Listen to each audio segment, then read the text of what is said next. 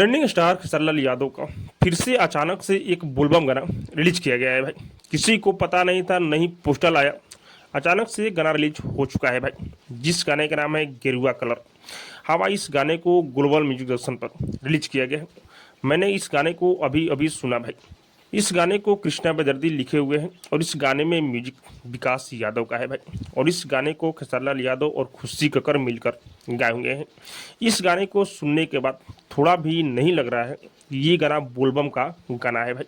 खेसारी यादव 2 दिन पर 3 दिन पर गाना छोड़ रहे हैं, लेकिन न तो वीडियो क्वालिटी पर ध्यान दे रहे, न ही रिलीज पर ध्यान दे रहे, केवल गाना छोड़ रहे हैं भाई।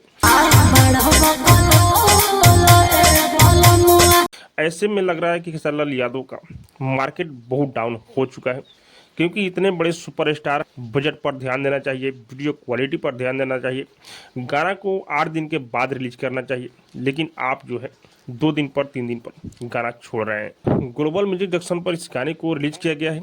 आप लोग जाइए, इस गाने को एक बार जरूर सुनिए। आपको जैसा लगे कमेंट करके जरूर बताइएगा भाई। और हाँ, अब तक मेरे चैनल को सब्सक्राइब नहीं किए तो सब्सक्राइब कीजिए, लाइक कीजिए, शेयर कीजिए, क्योंकि मैं भोजपुरी का अपडेट आप लोगों तक पहुँचाता रहता हूँ।